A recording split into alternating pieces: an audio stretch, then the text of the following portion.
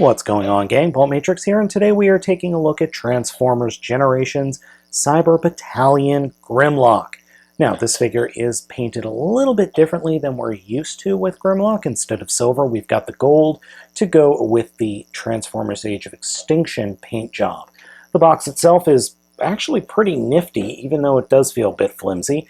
6-step transformation, figure in Dino and robot mode. Let's open them up and take a look. As you can see here, Grimlock is secured in the packaging in probably the cheapest way possible.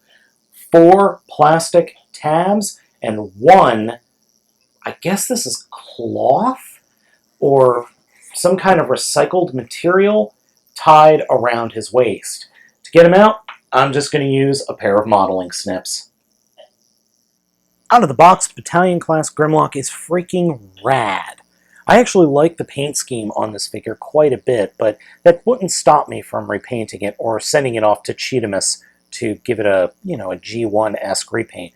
The figure actually looks really good and is really sturdy and just feels tough and feels like it's meant to be banged up and played with by little hands. The overall appearance of the gold works, in my opinion, with the silver highlights. It just works really well. And he's got plenty of posability as well. Head is on a swivel, but it is a little bit limited. Arms are on several hinges and what appears to be a set of swivels for the transformation. Arms, or I should say elbows, bend nearly 90 degrees. Fists don't bend. No torso articulation. Hips are a series of swivels and ratchets.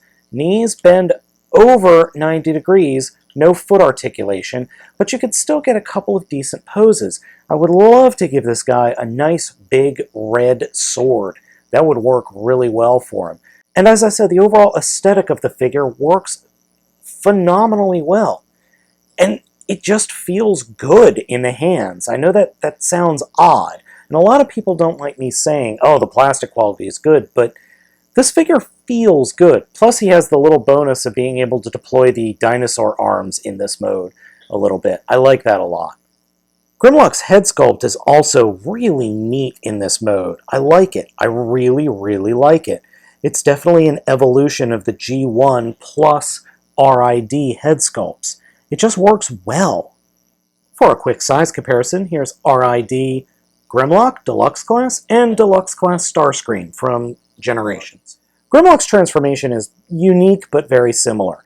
Fold up the fists into the forearms first, like so. Then grab the chest and open it up and flip out the dino head, then flip the chest back up and cover the robot head with the dino head.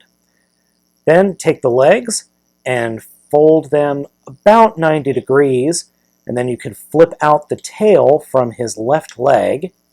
And that's actually pretty hard. This is actually the hardest part of the transformation, is getting this leg out, because it's stuck in there pretty well. Then combine the legs together and fold them up into the chest cavity, or I should say back cavity, like that. And that will snap into place. Then the arms fold down, or the shoulders fold down, and then you flip out the dino arms, and we have Grimlock! This dino mode is a love letter to the original G1 figure, as opposed to what we got in Age of Extinction. Now, I do have him standing up completely straight. You can pose him a little bit better, and I'll do that for you here in a minute. But I just wanted to show you guys this alt mode because it just works so well. And the gold and the silver work very well for him also.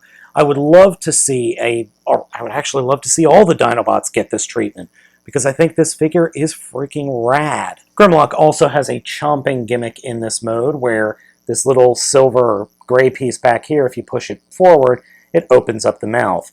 And it looks like he's supposed to have a little flamethrower in there, but there's nothing in there.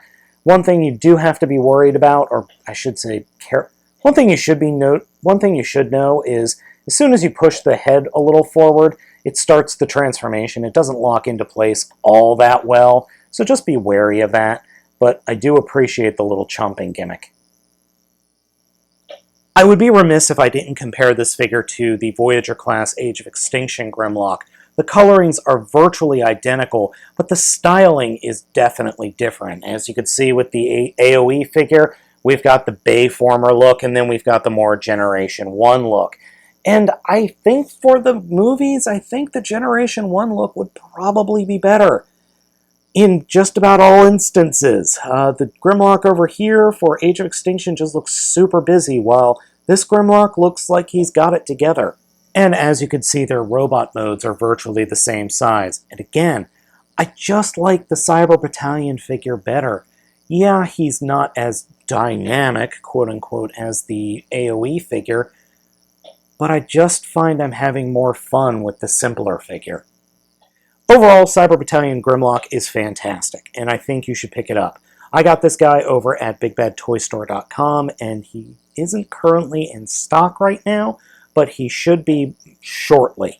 So, gang, I hope you have enjoyed this video review. As always, I'm Baltmatrix. I ask you to like, comment, and subscribe, and please be sure to stick around for my next video review.